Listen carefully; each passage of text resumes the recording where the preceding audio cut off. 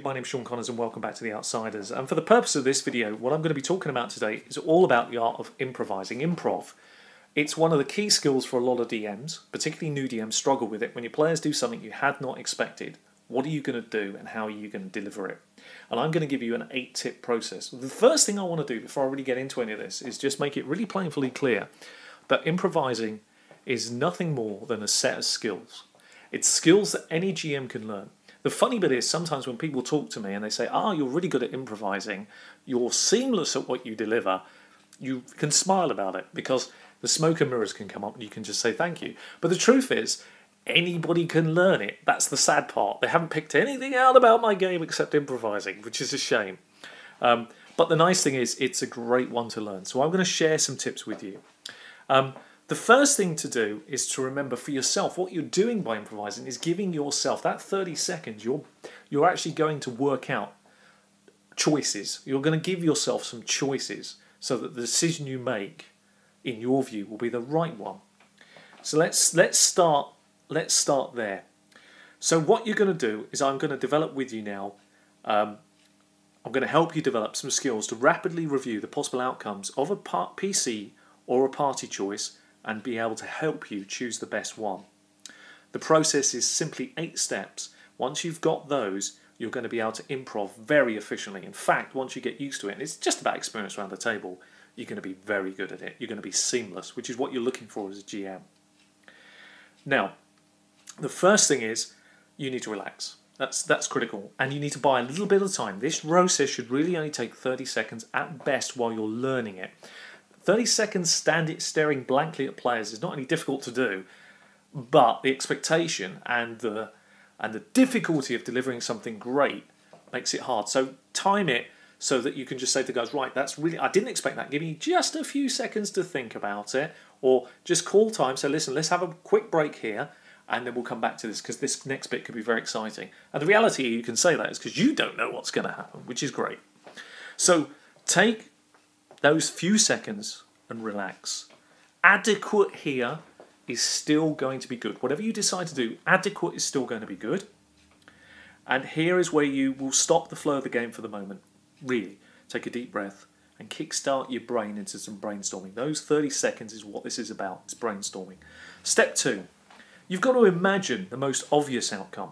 What would be the most likely outcome of choice the PC or PCs made? For example, if the PCs entered a random house to dodge pursuing city guards during the evening, the most obvious outcome would be that to have a family having dinner in the main room. The obvious choice does not have to be ordinary or boring, but it has to be what the PCs would expect the most, because obviously that's logical. No one's going to fault you for being logical. In fact, it makes sense, which is what improvising well is, making a good choice.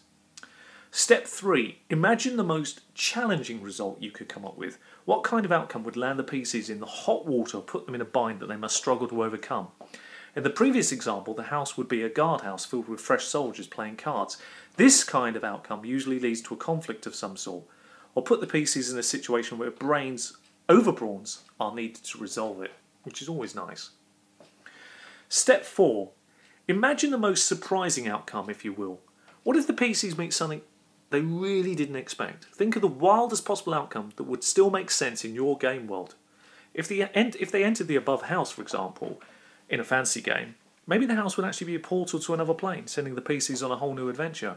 Or maybe the house they entered was occupied by cult veinionists, right in the middle of some dread summoning ritual that the PCs had just interrupted. Step 5. Imagine the most pleasing outcome for the player. Now I'm going to quickly explain this. This one might be a little bit trickier for a party. Basically, you have to imagine the one thing that the player would most likely like to see happen. This usually is related to the player types. Now, we're not going to cover that in this little video. I have done a series of videos on player types. I'll leave a little link for you to have a look at.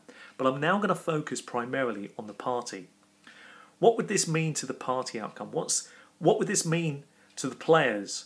What would they most likely enjoy as a group is really what I'm referring to. In the example above, if the party seeks to dodge the guards for good, maybe the house is abandoned and features an undiscovered access to the city sewers, allowing a foolproof escape route, which ultimately leads on to other adventures anyway, which is great. Step 6. Ultimately, pick the outcome that feels right to you. So in the 20 to 30 seconds you've been brainstorming, don't linger any more than that. You've come up with 4 different outcomes. Now you let your gut decide what is the best outcome for the circumstances. If you find an outcome that hits more than one requirement, obvious, surprising, challenging or pleasing, then the chances are you've just come up with a fantastic idea, and that's the one you'll choose. Listen, if you're in any doubt, just pick one. But my view is you'll know one seems better over the others, then you go with it. Step 7 is important. Think of the consequences.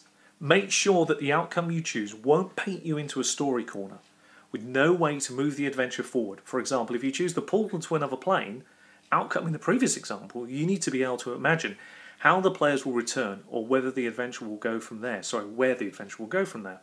Taking into account your players' expectations. You could, if you like, consider these steps at the moment as sort of a question and answer process, really. And that leaves us on to step 8. Ultimately, you've got to go with it. Now that you've made your choice, don't agonise over it. By this time, your players basically are ready for what they're about to do, and you can dive straight in. Those are the steps required. Anyway, I won't dwell any further on it. I've been Sean Connors. This has been all about the art of improv. I hope you've enjoyed it. If you want any more advice on improv or need some further help, please don't hesitate to contact me on the email address provided at the end. I look forward to seeing you all soon, and I look forward to your comments. Take care of yourselves and happy gaming, and I'll see you soon. Bye-bye.